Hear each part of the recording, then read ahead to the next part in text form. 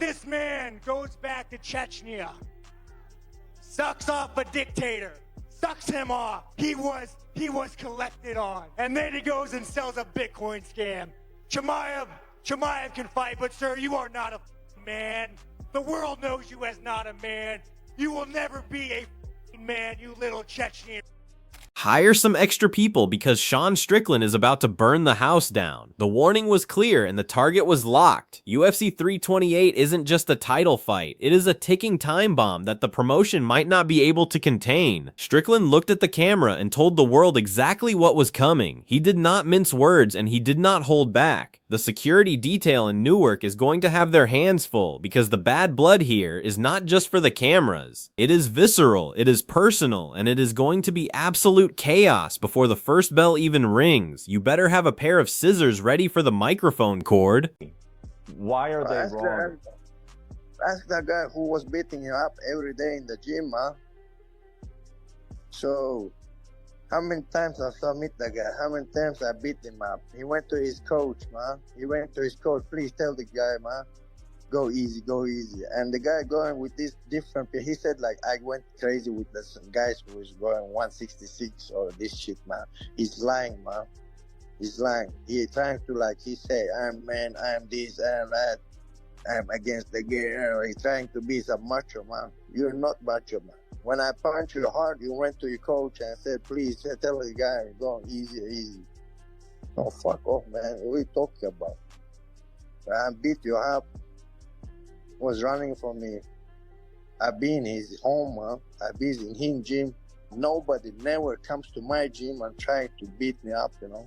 The official announcement has sent shockwaves through the MMA world as Khamzat Chimaev prepares to defend his middleweight title against Sean Strickland on May 9th. This is the collision everyone has been begging for, but nobody is ready for the fallout. Strickland has already started the mental warfare, labeling his opponent in ways that would make most PR teams quit on the spot. He is calling out the champion's ties to controversial figures and questioning his very manhood. This isn't just about a belt anymore. It is about two completely different worlds clashing in a cage. The tension is so thick you could cut it with a knife, and the UFC is bracing for impact. The biggest matchup, Khamzat Chimaev versus Sean Strickland. Sean Strickland was asking for it after his win against Anthony Hernandez. Poor Nassourdine Imavov. No one cares, buddy.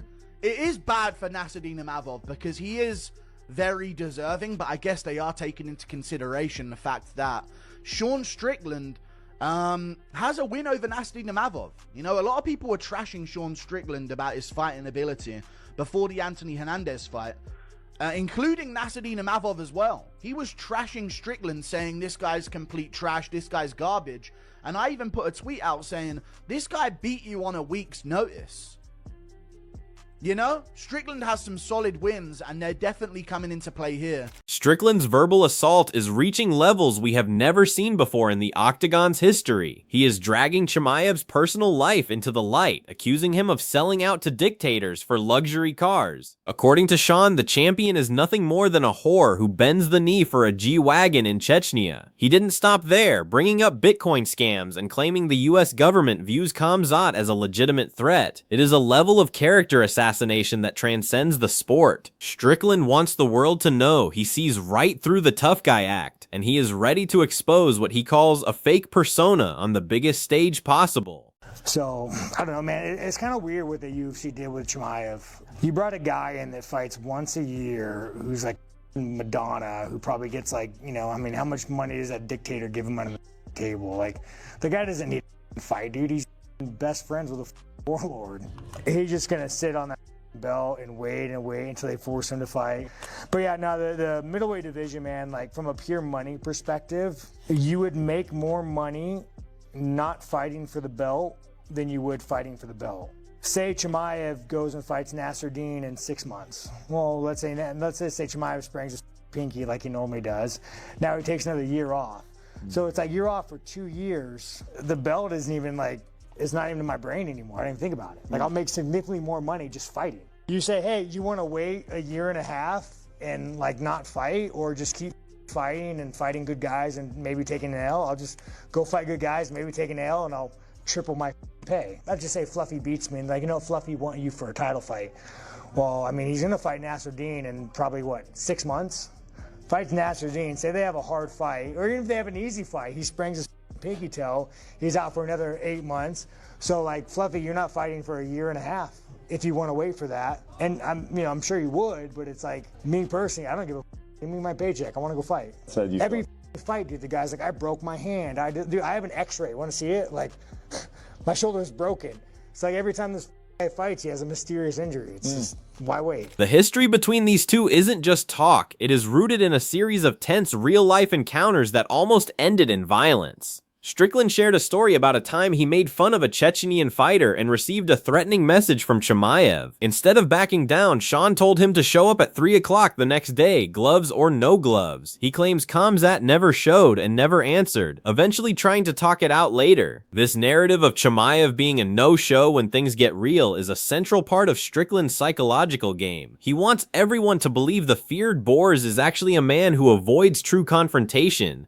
Sean Strickland fired off about Khamzat Chimaev, calling their potential matchup one of the biggest fights in the division. He said fans want a real showdown on American soil. But that was just the beginning of the accusations flying from the Strickland camp. Sean is positioning himself as the last true American in the sport, fighting against what he describes as a foreign interloper. He believes the fans want to see a real showdown on American soil against someone he calls a little Chechnyan whore. The rhetoric is extreme, but it is designed to create a massive divide. Strickland isn't just fighting for a title, he is fighting for a narrative. He claims he is the only one in the entire division capable of stopping the Chimaev hype train, and he is willing to go to the death to prove that he is the superior man in every single way. Strickland also hits back and mocks Khamzat for the gym stories, where he claims he has defeated the middleweight champion many times. Khamzat Chimaev isn't staying silent in the face of these brutal insults. He laughed off the comments, claiming that all of Strickland's anger comes from a place of deep insecurity. According to the champion, the reason Sean is so mad is because of what happened when they trained together behind closed doors. Khamzat claims he didn't just spar with Strickland, he dominated him and choked him out multiple times. He views Sean's constant talking as a defense mechanism to cope with the fact that he was beaten up in his own environment. To Khamzat, this is just a game of a man who knows he is outclassed trying to find a way to stay relevant. However, Ilya Topuria predicts that Khamzat Chimaev would decisively beat Sean Strickland in a potential matchup, describing Chimaev as an exceptional fighter with the skills to control and dominate the fight. By the way, Khamzat, what do you think about Khamzat?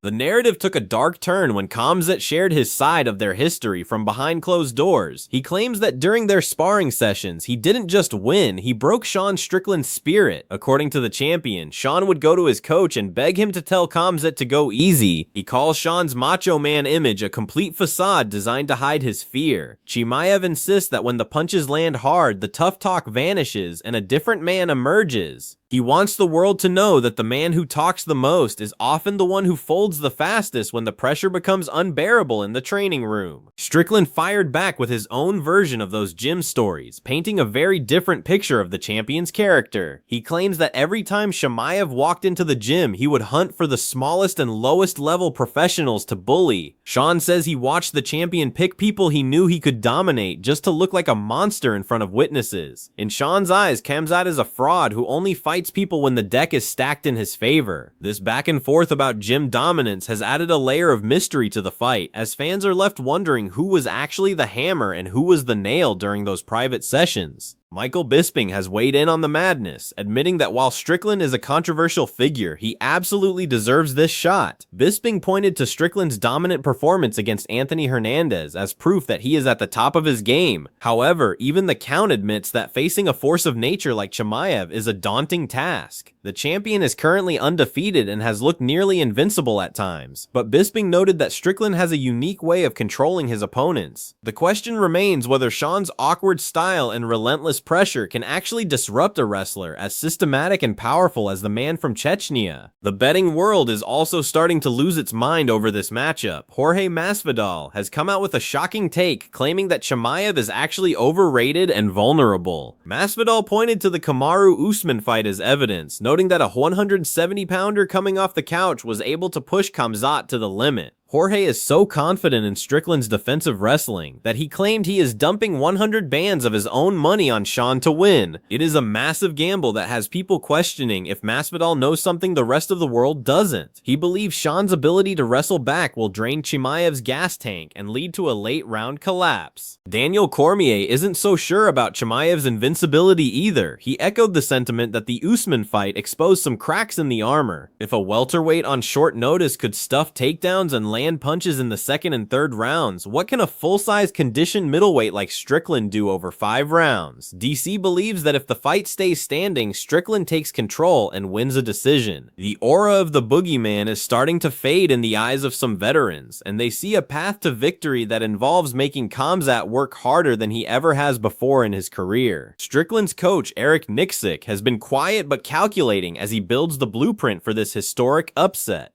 He explained that the key to beating Chimaev is disrupting his rhythm and creating doubt early in the fight. Khamzat is a systematic chain wrestler, but Nixick believes that if they can break those sequences and force him to reset, the champion will start to panic. The plan is to make him pay a physical price for every single takedown attempt. They want to turn the cage into a place of misery where the champion's confidence is slowly chipped away until there is nothing left but a tired fighter who doesn't know how to handle the resistance. The controversy doesn't stop with the fighters themselves, as even internet celebrities like Aiden Ross are getting involved. Aiden is so convinced of a Strickland victory that he is ready to wager thousands of dollars on the outcome. However, not everyone is a believer. Ilia Topuria predicts a decisive win for Chimaev, calling him an exceptional fighter who will control and dominate the exchanges. Topuria dismisses the talk of Sean's defense, believing that Khamzat's wrestling is on a completely different level than anything Strickland has ever faced. It is a classic clash of opinions that has split the MMA community right down the middle. Strickland has also attacked Chimaev's inactivity, calling him the Madonna of the UFC. He argued that the middleweight division is being held hostage by a champion who only fights once a year and constantly deals with mysterious injuries. Sean claims he would rather fight more often for less money than sit around waiting for a title shot that might never happen. He questioned how a fighter can be considered the best when they are constantly sidelined by broken fingers or shoulder issues that seem to appear right before big events. To Sean, a real champion is someone who shows up and grinds, not someone who waits for the perfect conditions. While Sean is focused on the champion, there are others lurking in the shadows who claim he is the one doing the ducking. Nassourdine Imavov has been vocal about his desire for a rematch, calling Strickland a clown and claiming he is avoiding a real fight. Imavov argues that while Sean might be ready to get choked by Chimaev because it isn't painful, he isn't ready for the bloody destruction a rematch would bring. He claims that with a proper camp and the right weight class, he would leave Strickland unconscious. It is a reminder that the top of the middleweight division is a Shark Tank where everyone is looking for a piece of the man with the loudest voice. The personal nature of this beef is what sets it apart from typical UFC rivalries. Imavov described his conflict with Strickland as something that goes beyond the sport, fueled by Sean's remarks about his community and mindset. He says he has a hate in his heart that can only be erased by a victory. This sentiment is echoed by almost everyone who crosses paths with Strickland. He has a way of making things personal that forces his opponents to fight with emotion rather than strategy. If Chimaev falls into that same trap, it could play right into Sean's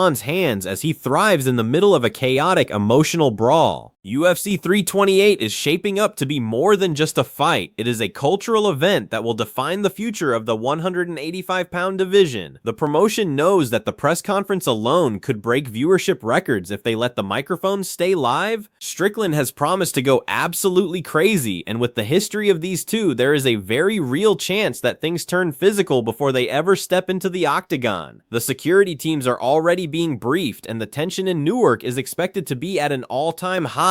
It is the kind of chaos that the UFC thrives on, but it is also a dangerous game to play. The styles in this matchup are a fascinating study in contrasts. You have the systematic, high-pressure wrestling of Chimaev against the awkward, defensive striking of Strickland. Most people assume the fight is over the moment it hits the ground, but Sean's teammates insist his wrestling is his best-kept secret. They say he never uses it offensively because he prefers to punch people in the face, but his ability to get back to his feet is elite. If he can force Chimaev to strike for 25 minutes, we might see the biggest upset in the history of the middleweight division. The champion's gas tank has never truly been tested in a 5 5-round war. There is also the factor of the crowd in Newark, New Jersey. Strickland is expecting a massive wave of support as he leans into his last American persona. He wants to turn the arena into a hostile environment for the champion, using the fans to add even more pressure to an already intense situation. Chimaev has fought in hostile territory before, but the level of vitriol coming from Strickland is on another level. This isn't just sport anymore. It is a spectacle of personality and raw aggression. The psychological weight of the moment will be heavy for both men, but only one can leave with the gold around their waist. MMA Guru and other analysts have pointed out that despite the criticism of Strickland's skills, his results speak for themselves. He has consistently beaten guys that people said would destroy him. His win over Israel Adesanya was a masterclass that no one saw coming, and he looks to do the same thing to Chimaev. The consensus is that you can never count a man out who is willing to die in the cage and has the cardio to back it up. Chimaev might be the more talented athlete, but Strickland might be the tougher human being. That distinction is often what decides world title fights when the rounds start to get deep. As the countdown to May 9th begins, the rhetoric is only going to get louder and more offensive. Strickland has made it clear that he doesn't care about the belt as much as he cares about proving a point. He wants to dismantle the image of the unbeatable monster from Chechnya and show the world that anyone can be broken if you hit them hard enough and long enough. Chimaev, on the other hand, is looking to silence the loudest mouth in the business and prove that his dominance is not a fluke. It is a collision course that has been years in the making, and there is no turning back now. The final question remains, can the UFC actually control the chaos they have created? With two fighters who genuinely despise each other and a challenger who has no filter, anything is possible. We have seen press conferences turn into riots before, and this is all the ingredients for another one. The promotion is walking a fine line between promotion and disaster, but for the fans, this is exactly what they want to see. Two of the baddest men on the planet settled a blood feud in front of the entire world. It is the purest form of the sport, stripped of all the corporate polish and left with nothing but raw, unfiltered intensity. The stage is set for a night that will either cement a legacy or destroy a reputation. On May 9th in Newark, the world will finally see if Sean Strickland can back up the most inflammatory trash talk in the history of the sport. It is a battle of ideologies, styles, and raw hatred that has been simmering behind gym doors for years. Whether it is a tactical masterclass or a chaotic brawl, one thing is certain, the middleweight division will never be the same after these two step into the cage. The warnings have been issued and the bets have been placed. Now we just have to wait for the inevitable explosion that is coming for the UFC.